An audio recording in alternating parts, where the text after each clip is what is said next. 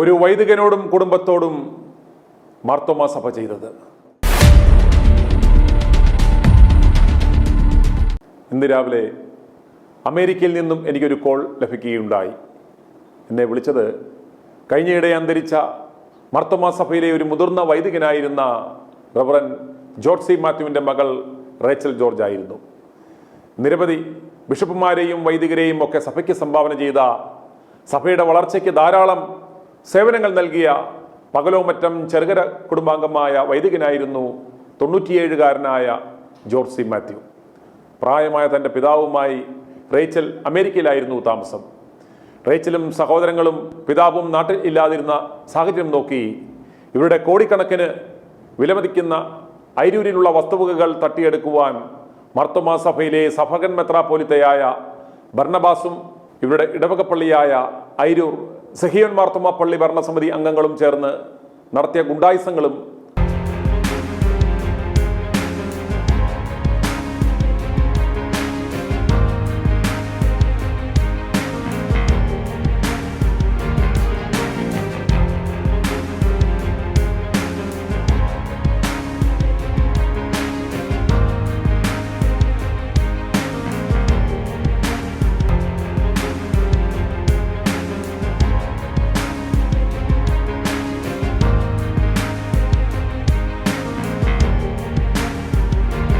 തൻ്റെ 97-ാം വയസ്സിൽ അമേരിക്കയിൽ തൻ്റെ മകളുടെ അടുത്ത് വെച്ച് അന്തരിച്ച ജോർജ് സി മാത്യുവിൻ്റെ ആഗ്രഹം തൻ്റെ ഭാര്യയോടൊപ്പം തൻ്റെ ഇടവകപ്പള്ളിയിൽ അന്ത്യവിശ്രമം കൊള്ളണമെന്നായിരുന്നു.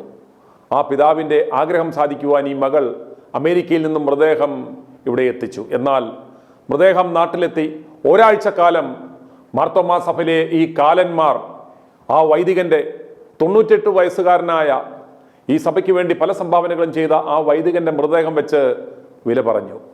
ഒരാഴ്ചക്കാലം ഈ സാധു സ്ത്രീ സഭയുടെ പല മെത്രാപ്പൊലിത്തന്മാരെയും സഭാധ്യക്ഷനെയും മാറി മാറി കണ്ടു. തൻ്റെ പിതാവിൻ്റെ ആഗ്രഹപ്രകാരം ആ പള്ളിയിൽ സംസ്കാരം നടത്തണമെന്ന് അപേക്ഷിച്ച് ഒരാഴ്ചക്കാലം നടന്നു. അവസാനം തിയോഡോഷ്യസ് മെത്രാൻ ഇടപെട്ട് ആ സംസ്കാരം നടത്തുവാൻ തീരുമാനിച്ചു.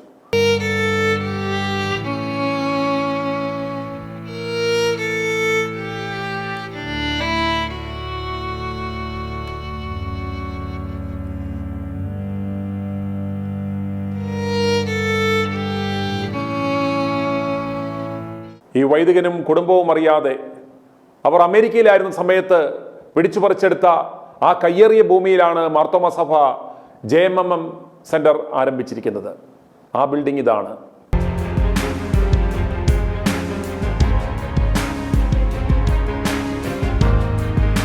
പിതാവിനെയും മാതാവിനെയും അടക്കിയിരുന്ന കല്ലറ അടിച്ചു പൊളിച്ചതും സഹോദരനെ മെത്രാനും സംഘവും ചേർന്ന് കൊല്ലുവാൻ നോക്കുന്നതുമായ കാര്യങ്ങൾ റേച്ചൽ ജോർജ് വെളിപ്പെടുത്തുന്നത് കേട്ടാലും ഓർക്കുക, നവീകരണ സഭയാണ് നവീകരണ സഭ. ഇത് ജോർജ് മാത്യുവിന്റെ മകൾ റേച്ചലാണ് വിളിക്കുന്നത്. ഞാൻ സ്റ്റേറ്റ്സിലാണ്. എൻ്റെ ബ്രദറിനെ സെഹിയോൻ മാർത്തോമാ പള്ളി ചെറുകോൽപ്പുഴ ഐരൂർ ഒരുപറ്റ ഇടവക അംഗങ്ങള് എൻ്റെ ഇളയ ബ്രദറിനെ, അതായത് ഈ അച്ഛൻ്റെ ജോർജ് മാത്യു അച്ഛൻ്റെ മകനെ ശാരീരിക മർദ്ദനം നടത്തുകയും ഞങ്ങളുടെ വീടും പുരയിടും എല്ലാം അടിച്ചു നിരത്താനുള്ള പ്രശ്നങ്ങൾ അവിടെ നടത്തുന്നു. ഇന്ന് രാവിലെ എൻ്റെ ബ്രദറിനെ ഉപദ്രവിച്ച് കോയിപ്പുറം പോലീസ് സ്റ്റേഷനിൽ കൊണ്ടുപോയിരിക്കുകയാണ്. അപ്പൊ അവര് ഇന്ന് ഇങ്ങോട്ട് വിളിച്ചു. പള്ളിയിലെ കമ്മിറ്റിയിലുള്ള ആരോ ഒരാള് അസഭ്യം സംസാരിക്കുകയും എൻ്റെ അച്ഛൻ ഈ നവംബറിൽ മരിച്ചു, ഡിസംബറിൽ അവിടെ അടക്കി, എൻ്റെ മാതാവിൻ്റെയും അച്ഛൻ്റെയും കല്ലറ ഞാൻ എല്ലാം കെട്ടി ഭംഗിയാക്കിയ ശേഷമാണ് ഞാൻ സ്റ്റേറ്റ്സിൽ എവിടെ തിരിച്ചു വന്നത്. അവര് ഇന്നലെ പള്ളിക്കാര് കല്ലറ മുഴുവനും അടിച്ചു പൊളിച്ച് ഇളക്കി ആറ്റിലെറിഞ്ഞു. ഈ ഞങ്ങളുടെ സ്ഥലം മുഴുവനും ഈ പള്ളിയിലുള്ള കുറച്ച് പേര് 6 ഭാഗങ്ങളായിട്ട് ഭാഗിച്ചെടുത്തിരിക്കുക. ആധാരം മുഴുവനും 100 ഏക്കറോളം എൻ്റെ ഫാദറിന്റെ പേരിലുള്ളതാണ്. അത് അടിച്ചെടുക്കുക എന്നുള്ളതാണ് ഈ ഇടവകങ്ങളുടെ പ്ലാൻ. അതിന് വേണ്ടിയിട്ട് ഇപ്പൊ അത് എൻ്റെ ബ്രദറിന് ഒരു 10 സെന്റ് സ്ഥലം കൊടുത്ത് അതിൻ്റെ അകത്തൊരു വീട് വെച്ച് അവിടെ അവൻ താമസിക്കാൻ, അവനെ ഒരു തരത്തിലും അവിടെ താമസിക്കാൻ സമ്മതിക്കുകയില്ല. 2012 മുതൽ ഇവനെ ദേഹോപദ്രവം ചെയ്യുക. കഴിഞ്ഞ വർഷം മാർച്ചിൽ അവനെ തലയ്ക്കെല്ലാം കല്ല് വെച്ചെറിഞ്ഞ് കൊല്ലാനായിട്ട് ഇവർ ശ്രമിച്ചു. കുറെ അക്രമികളായിട്ടുള്ള മനുഷ്യരാണ് ഈ പള്ളിയിലുള്ളത്. ഇവരിത് ചെയ്യുന്നത് ബർന്നബാസ് തിരുമേനിക്ക് വേണ്ടിയിട്ടാണ്. ബർന്നബാസ് തിരുമേനിക്ക് ഇവിടെ ഞങ്ങളുടെ പുരയുടെ മുഴുവനും തട്ടിയെടുക്കണമെന്നും അവിടെ പുള്ളിക്ക് എന്തോ പണിയണമെന്നും ഒക്കെ ഉള്ളത്. ഇത് യാതൊരു അനുവാദവും ഇല്ലാതെയാണ് ഒരു JMMA സെന്റർ ഞങ്ങളുടെ പുരയിടത്തിൽ ഇവര് പണിതിരിക്കുന്നത്. പിന്നെ യോഹന്നാൻ തിരുമേനിയുടെ ഉപ്പാപ്പന്റെ മകനാണ് എൻ്റെ ഫാദർ, ഈ ജോർജ് മാത്യു അച്ഛൻ. അച്ഛന്റെ പേരാണ് ഈ പുരയുടെ മുഴുവനും ഉള്ളത്. ഇതൊന്നും ഇടവകക്കാർക്ക് അറിയില്ല. അവര് അത് തട്ടിയെടുക്കുക എന്നുള്ളതാണ് അവരുടെ പ്ലാനും. അതിനു വേണ്ടിയിട്ട് അവർ ആധാരം തിരിക്കുകയും ചെയ്തു. അച്ഛനെ അവിടെ അടക്കാൻ തന്നെ ഇവർ സമ്മതിച്ചില്ല. ഒത്തിരിയും പ്രശ്നങ്ങളുണ്ടായി. അവസാനം തിയഡോഷ്യസ് തിരുമേനിക്ക് എഴുതി തിരുമേനിയാണ് അവസാനം അച്ഛനെ അവിടെ അടക്കാനുള്ള സകല ക്രമീകരണങ്ങളും ചെയ്തത്. അല്ല, ഇടവപ്പള്ളിയല്ലേ, പിന്നെ അവരെന്തിനാണ് എതിർക്കുന്നത്? മാർത്തോമാ സഭയിലെ വൈദികനാണ്, നിങ്ങളുടെ ഇടവകയാണ്, പിന്നെ എന്തിനാണ് അവരെ എതിർക്കുന്നത്? എന്തിനാ? മാർത്തോമാ സഭയിലെ സീനിയർ മോസ്റ്റ് അച്ഛനായിരുന്നു എൻ്റെ ഫാദർ. 97-98 വയസ്സിന് കുറച്ച് ദിവസങ്ങൾ കൂടി ഉള്ളപ്പോഴാണ് മരണമടഞ്ഞത്. അച്ഛനെ അവിടുന്ന് മാറ്റി ബർന്നബാസ് തിരുമേനിക്ക് ഈ സ്ഥലം മുഴുവനും എടുത്തിട്ട് പുള്ളിക്ക് അവിടെ ലൈബ്രറി, പിന്നെ തിയേറ്റർ, അങ്ങനെ പല പല പ്ലാനും പദ്ധതിയൊക്കെയാണ്. എന്തൊക്കെയോ ഭൂമി കൈവശപ്പെടുത്തി അവിടെ എന്തൊക്കെയോ റിയൽ എസ്റ്റേറ്റ് പരിപാടികൾ ചെയ്യാനുള്ളതാണ്. ഒരു കെ വർഗീസ് എന്നും പറഞ്ഞ് മുത്തൂറ്റ് ബാങ്കിലുള്ള ഒരാളും ഇതിന്റെ പുറകിലുണ്ട്. പുള്ളി പലതരത്തിലുള്ള കള്ള ലോണുകൾ എടുത്ത് ആണ് ഇത് ചെയ്തിരിക്കുന്നത്. ഇതിനു പുറമെ എൻ്റെ ബ്രദറിന്റെ അക്കൗണ്ട് ഇവർ കൈവശപ്പെടുത്തി. എൻ്റെ മാതാവിൻ്റെ FD 8 അക്കൗണ്ട്സ് മുത്തൂറ്റുണ്ടായിരുന്നത് മുഴുവനും ഇയാൾ തട്ടിയെടുത്തു. ഇങ്ങനെ ഞങ്ങൾക്ക് അവിടെ താമസം എന്ന് പറയുന്നത് വലിയ പ്രയാസമാക്കി തീർത്ത ഒരു ഗ്രൂപ്പാണ് ഈ പള്ളിക്കാർ. അച്ഛനെ വളരെ മോശമായിട്ടാണ് ഇവർ ചെയ്തത്. അങ്ങനെ ഞാൻ അച്ഛനെ ഇങ്ങനെ കൊണ്ടുപോരുമായിരുന്നു വയസ്സായി തീരെ വയ്യാതായപ്പം. ഇപ്പൊ എൻ്റെ ബ്രദർ റിട്ടയർ ചെയ്ത് അവിടെ വന്ന് താമസിക്കാൻ നോക്കിയാൽ അവനെ ഒരു തരത്തിൽ അവിടെ താമസിക്കാൻ സമ്മതിക്കുകയല്ല. എപ്പോഴും മതിലെല്ലാം അടിച്ചു പൊളിക്കുക. മതിൽ അവർ തന്നെ കെട്ടിയ ഞങ്ങളുടെ വീടിന് ചുറ്റും. വണ്ടി കയറാൻ സാധിക്കത്തില്ല. ഇടിഞ്ഞു പൊളിഞ്ഞ ഒരു വീട്ടിലാണ് അവൻ ഇന്ന് താമസിക്കുന്നത്. അത് അച്ഛൻ പണിയാൻ തുടങ്ങിയതാണ്. അതൊരു തരത്തിലും ഇവിടെ താമസിക്കാൻ അവർ സമ്മതിക്കുകയല്ല. ഇതൊക്കെ കാണിച്ച് പോലീസിൽ പരാതി കൊടുത്തില്ലേ? ഞാൻ കഴിഞ്ഞ ഡിസംബറിൽ നാട്ടിൽ ചെന്നപ്പോൾ ഈ ഒറിജിനൽ ആധാരം എൻ്റെ കയ്യിൽ അച്ഛൻ തന്നിട്ടുണ്ടായിരുന്നു. അത് ഞാൻ RDO ഓഫീസിൽ ഒരു കംപ്ലൈന്റ് വെച്ച് ആധാരം എല്ലാം കൊടുത്തു. അതൊരു കേസ് ഇവിടെ രജിസ്റ്റർ ചെയ്തിട്ടുണ്ട്. അവരത് ഫോളോ അപ്പ് ചെയ്യാമെന്നാണ് സബ് കളക്ടർ പറഞ്ഞത്. അതങ്ങനെ RDO ഓഫീസിലുണ്ട്. തഹസീൽദാറിന്റെ ഓഫീസിൽ ഇതിനെക്കുറിച്ച് കംപ്ലൈന്റ് കൊടുത്തിട്ടുണ്ട്. ഇത് കൂടാതെ ഇവന് പല പ്രാവശ്യം ശാരീരികമായിട്ട് മുറിവേൽപ്പിക്കുകയും പത്തനംതിട്ട കോർട്ടിന് പലതരം കേസുകളുണ്ട്. പക്ഷെ കോയിപ്പുറം പോലീസ് ഇവരുടെ ഈ ഇടപാംഗങ്ങളുടെ കൂടെ ആയതുകൊണ്ട് അവർ ചേർന്നാണ് എപ്പോഴും അവർക്ക് അനുകൂലമായിട്ടാണ് ചെയ്യുന്നത്. ഇവനെ അറിവില്ല. ഇവനെ IAS ഓഫീസറായിരുന്നു. ജീവൻ എപ്പോഴും അപകടത്തിലാണ് അവൻ്റെ. അവൻ വീട് പൊളിച്ചു, മതിൽ പൊളിച്ചു എന്നും പറഞ്ഞാണ് അവിടെ പ്രശ്നം.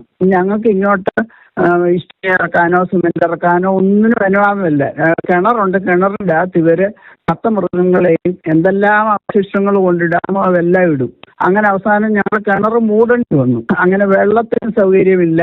എങ്ങോട്ടും ഒരു പ്രാകൃത ജീവിതമാണ് അവിടെ നയിക്കുന്നത്. പക്ഷെ സ്ഥലം മുഴുവനും ഞങ്ങൾക്കുള്ളത് ഒരു കോടതിയുണ്ട്. RDO ഓഫീസിന് തീരുമാനങ്ങൾ എടുക്കുന്നുണ്ട്.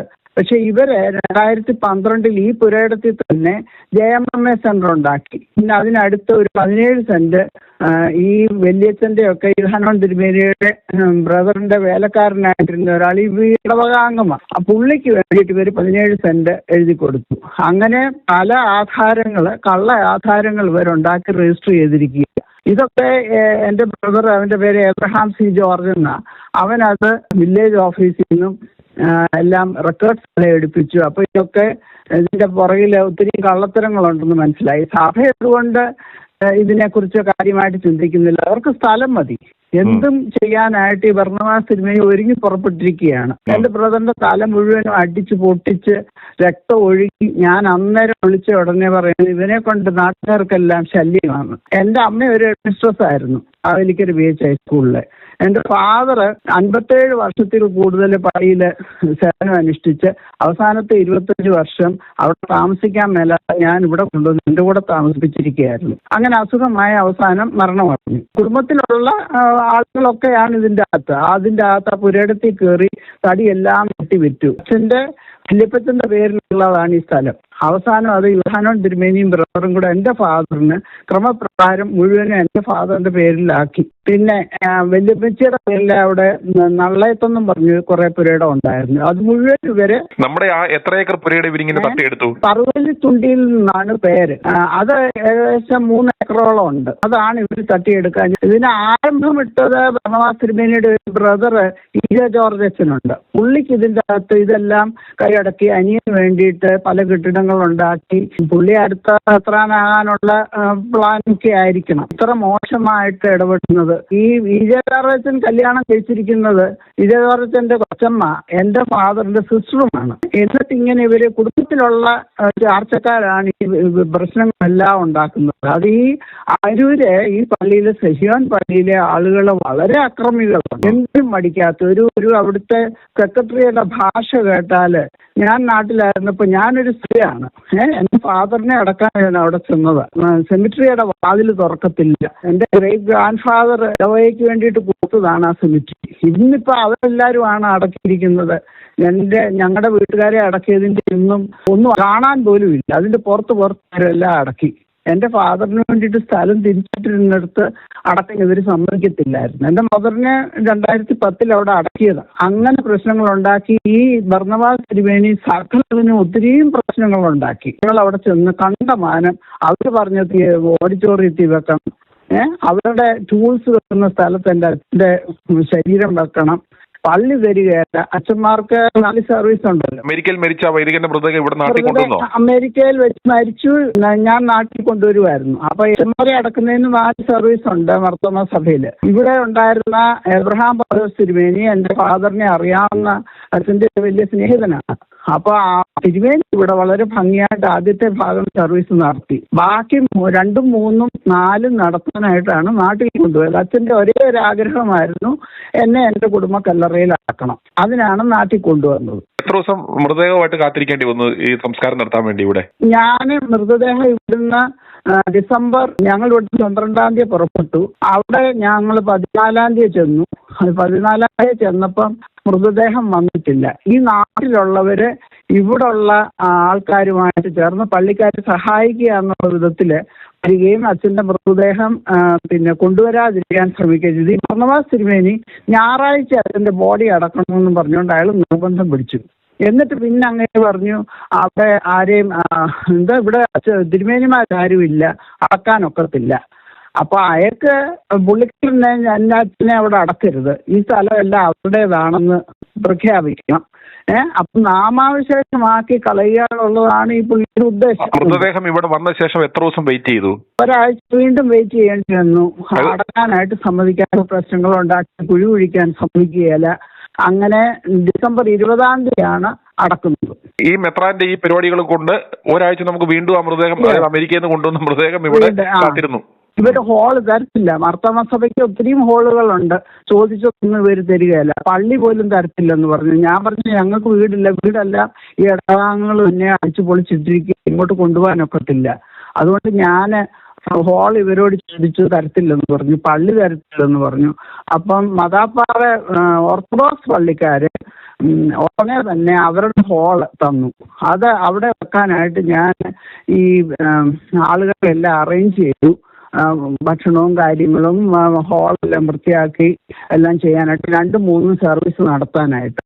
അന്നേരം ഒരു പ്രശ്നങ്ങളുണ്ടാക്കി. ഞങ്ങൾ മാർത്തോമാക്കാർ യാക്കോബക്കാരുടെ ഹാളിൽ പോവുകയല്ല, ഞങ്ങൾക്ക് നാണക്കേടാണ്. അപ്പൊ ഞാൻ ചോദിച്ചു, നിങ്ങളപ്പോ എക്യുമെനിക്കൽ കാര്യം പറയുന്നതോ?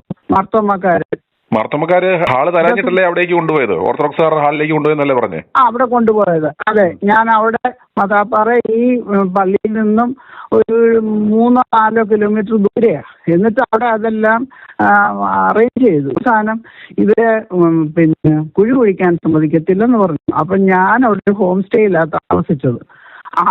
അതിന്റെ ഉടമസ്ഥൻ അച്ഛന്റെ ഒരു റിലേറ്റീവാണ്. പുള്ളിക്കാരൻ കോഴഞ്ചേരി പള്ളിക്കാരന്. അവര് വന്നാണ് അവിടെ കുഴി കുഴിക്കുന്നത്. കുഴി കുഴിച്ച് റെഡിയാക്കി കഴിഞ്ഞപ്പം ഗേറ്റ് തുറക്കുകയില്ല. ആ പള്ളിയിലെ ട്രസ്റ്റി എന്തെല്ലാം പ്രശ്നങ്ങളാണ് ഉണ്ടാക്കിയത്. അവസാനം സഹിയിട്ട് ഞാൻ തിയോഡോഷ്യസ് തിരുമേനിക്ക് എഴുതി, ഇമെയിൽ അയച്ചു. തിരുമേനി അന്ന് സലാലയിൽ ആയിരുന്നു എന്ന് പറഞ്ഞു. തിരുമേനിക്ക് അത് കിട്ടിയ ഉടനെ തിരുമേനി റെസ്പോണ്ട് ചെയ്തു. അപ്പൊ തിരുമേനിയെയും തെറ്റിദ്ധരിപ്പിച്ച് പല കഥകൾ പറഞ്ഞു വെച്ചേക്കാണ് ഈ ഭരണമാസം. പുള്ളിയാണ് ഇത് മുഴുവൻ കൺട്രോൾ ചെയ്യുന്നത്. ഭയങ്കര പൊളിറ്റിക്സ് ആണ് കേരളയ്ക്കകത്ത്. ഇതൊരു ലാൻഡ് മാഫിയ എന്ന് പറയാം. ഇവര് ചർച്ച് മാഫിയക്കാരാണ് ഇവര്. അതായത് മറ്റേ വൈദികൻ പ്രായമായി മരിച്ചുപോയി, മക്കളെല്ലാം അമേരിക്കയിലാണ്, ആരുമില്ല. അങ്ങനെയാണെങ്കിൽ ഇവരെ ഒറ്റപ്പെടുത്തി ഭയപ്പെടുത്തി ഈ സ്ഥലം, അതായത് കോടാനുകോടി വരുന്ന ഈ സ്ഥലം കൈയടക്കുക എന്ന ലക്ഷ്യത്തോടെയാണോ ഈ ഭരണവാസും ടീമും ഈ പണി ചെയ്യുന്നത്? അതെ. അത് ഇന്നലെയും തുടങ്ങിയതല്ല. ഇത് തുടങ്ങിയിട്ട് 99 എഴുതി വെച്ച ആധാരമാണിത്. ഈ അച്ഛൻ മരിക്കുന്നത് 2005 കൊച്ചമ്മ മരിക്കുന്നത് 2001 തോന്നുന്നു. അന്ന് ഇവർ ഈ സ്ഥലം മുഴുവനും 6 ആധാരങ്ങൾ ഉണ്ടാക്കി എടുക്കുന്ന സമയത്ത് ഈ വല്യച്ഛനെ ഡിമെൻഷ്യയായിട്ടിരിക്കുക. അങ്ങനെയുള്ള ആളെങ്ങനെയാണ് ഒപ്പിടുന്നത്? അതിലൊരെണ്ണം ഈ വേലക്കാരൻ എന്ന് പറഞ്ഞ പൊടിയൻ എന്നാ പേര്. പൊടിയന്റെ ആധാരത്തിന്റെ കോപ്പി അച്ഛന്റെ കയ്യിലുണ്ടായിരുന്നു. അച്ഛൻ എന്നെ കാണിച്ചു. അതില് വല്യച്ഛന്റെ ഫിംഗർ പ്രിന്റ് ആണ് വെച്ചിരിക്കുന്നത്. ഇതിന്റെ എല്ലാം പ്രൂഫ് ഉണ്ടെങ്കിൽ അതുകൊണ്ടാണ് ഞാൻ അതെല്ലാം ഉൾപ്പെടെയാണ് ഞാൻ RD ഓഫീസിൽ സബ്മിറ്റ് ചെയ്തത്. ഒന്ന് മാർത്തോമാ സഭയുടെ അധ്യക്ഷനോടും മാർത്തോമാ സഭയിലെ ജനങ്ങളോടും അതുപോലെ തന്നെ ഈ കേരളത്തിലെ നിയമ സംവിധാനത്തോടും എന്താ നമുക്ക് പറയാനുള്ളത്? എന്താ നമ്മുടെ ആവശ്യം? എന്താ ഇങ്ങനെ ആളുകള് അമേരിക്കൻ സിറ്റിസൺ ആണ്, OCI ഉള്ള ഇന്ത്യൻ സിറ്റിസനുമാണ്. അങ്ങനെയുള്ള ഒരാളെ നിയമപ്രകാരമാണ് അവിടെ അടക്കിയിരിക്കുന്നത്.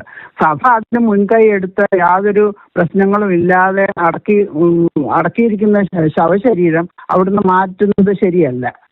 എല്ലാവർക്കും അവകാശമുള്ളതാണ്. പക്ഷേ ഞങ്ങളുടെ ഭൂമി മുഴുവനും തട്ടിയെടുത്ത് ഒരു മാർത്തോമാ സഭയിലെ അച്ഛൻ കുടുംബത്തെ, ഈ കുടുംബത്തിൽപ്പെട്ടതാണ് യുഹാനോൻ തിരുമേനിയും പിന്നെ മറ്റു പല തിരുമേനിമാരും. അപ്പൊ ഇപ്പോഴുള്ള തിരുമേനിമാര് അത് എല്ലാം നാനാവൃതമാക്കി അച്ഛന്മാരുടെ പേര് പോലും ഇല്ലാതാക്കി അവരുടെ കുടുംബം തട്ടിയെടുക്കുക, അവരുടെ കുടുംബങ്ങളെ അന്യാധീനപ്പെടുത്തി എടുക്കുന്നത് ശരിയല്ല. ഇതിന് തീർച്ചയായിട്ടും ഒരു ഭരണകൂടത്തിന്റെ മേൽനോട്ടം ഇതിന് ആവശ്യമാണ്. ഈ ഇടവകക്കാരെ, ഈ സഭ, ഈ ഇടവക അതങ്ങനെ നടത്തിക്കൊണ്ട് പോകുന്നത് തന്നെ ശരിയല്ല. ഇത് തിയോഡോഷ്യസ് തിരുമേനി നേരിട്ട് വന്ന് ഇതിൻ്റെ അകത്ത് ക്രമീകരണങ്ങൾ ചെയ്യുകയാണ്. ഇങ്ങനെ ഈ അക്രമ പ്രസക്തരായ കമ്മിറ്റി അംഗങ്ങളെ നിലയ്ക്ക് നിർത്തേണ്ടത് തിയോഡോഷ്യസ് തിരുമേനിയുടെ അധികാരത്തിൽപ്പെട്ട ഒരു കാര്യമാണ്. നിങ്ങളൊക്കെ ദൂരെ അവിടെ ഇവിടെയും താമസിക്കുന്നവർക്ക് ഒരു വിധത്തിലുള്ള സമാധാനമില്ല. ഇത് ഇന്നും ഇന്നലെ നടന്നതല്ല, വർഷങ്ങളായിട്ട് നടക്കുകയാണ്. അത് മറ്റുള്ളവരുടെ ഭൂമി തട്ടിയെടുക്കുക എന്ന് പറയുന്നത് ഇത് എന്ത് തരം ന്യായമാണിത്? യുഹാനോൻ തിരുമേനി 1,00,000 വീട് പദ്ധതി നടത്തി. ഇപ്പൊ മാർത്തോമാ സഭയിലെ ഭവനദാനങ്ങൾ നടത്തുന്നു. അതും ഇതും ചേർത്താണ്. രണ്ടും എത്രയോ അകലമാണ്. എന്ത് ഇതാണ് ഇവരുടെയൊക്കെ ഇതിലുള്ളത്? ഇവർക്കൊക്കെ സ്ഥാനമാനങ്ങൾ മാത്രമാണ് വേണ്ടിയത്. കുടുംബങ്ങൾ തനിത്തകർത്ത് പുസ്തകത്തില് അവിടെ ഉള്ള ട്രസ്റ്റികളും ഈ സെഹിയോൻ മാർത്തോമാ പള്ളിയിലുള്ള ട്രസ്റ്റികൾ ചെയ്യുന്ന പിന്നെ അക്രമങ്ങള്, ഫിനാൻഷ്യൽ ഫ്രോഡ് എല്ലാം നോക്കേണ്ടതാണ്. എന്താണ് അവിടെ നടക്കുന്നതെന്ന് അറിയണം. എങ്ങനെയാണ് ഇവർ ഈ ലോൺ എടുത്തിരിക്കുന്നത്? ആരാണ് ഇതിന്റെ എല്ലാം പുറകില്? സഭയ്ക്ക് എന്തുകൊണ്ട് ഇത് നോക്കാൻ കഴിയുന്നില്ല? ഇതിന്റെ അകത്ത് ഈ പ്രശ്നങ്ങൾ ഉണ്ടാക്കാൻ കാര്യം ബർണബാസ് തിരുമേനിക്ക് ഈ സെപ്റ്റംബർ 2026 പുള്ളിയുടെ 75 വർഷമാകുക വൈദിക ആയിട്ട്. അപ്പം യുഹാനോൻ തിരുമേനി മരിച്ചിട്ട് 75 വർഷമാകുന്നു. അപ്പം പുള്ളി അടുത്ത ടോർച്ച് ബെയറായിട്ട് എല്ലാവർക്കും കൊടുക്കുന്നത് മാർത്തോമാ സഭയിലെ അടുത്ത ആളാണെന്നുള്ള ഒരു ഇത്. പക്ഷേ പുള്ളിയുടെ പിന്നില് എന്തൊക്കെയാണ് അക്രമങ്ങൾ നടക്കുന്നതെന്ന് ആരും അറിയുന്നില്ല. ഇത്രയും ഞങ്ങൾ സഹിച്ചു. ഇതുപോലൊരു പിടിച്ചുപറിക്കാരനാകണോ സഭയുടെ അടുത്ത തലവനെന്ന് അത് വിശ്വാസികൾ തീരുമാനിക്കട്ടെ. ബർണബാസ് മെത്രാൻ സഭയുടെ അടുത്ത മെത്രാപ്പൊലിത്തയാകുവാൻ തയ്യാറായി നിൽക്കുന്ന സഫർഗനാണ്. മറ്റൊരു സഫർഗനായ യുയാക്കിംഗ് മാർ കൂറിലോസ് അറിയപ്പെടുന്ന ഒരു പ്രകൃതി വിരുദ്ധ പീഡകനാണ്. ഇതിൽ ഏത് ആഭാസനാണ് സഭയുടെ അമരത്തെത്തുന്നത് എന്നാണ് നമുക്ക് കണ്ടറിയേണ്ടുന്നത്. പിടിച്ചുപറിക്കാരനോ പ്രകൃതി വിരുദ്ധ പീഡകനോ? i2i News, an eye for truth. i2i News subscribe ചെയ്തിട്ടില്ലാത്തവർ ഇപ്പോൾ തന്നെ സബ്സ്ക്രൈബ് ചെയ്യുക. നോട്ടിഫിക്കേഷൻ ലഭിക്കുവാൻ ബെൽ ബട്ടണും അമർത്തുക.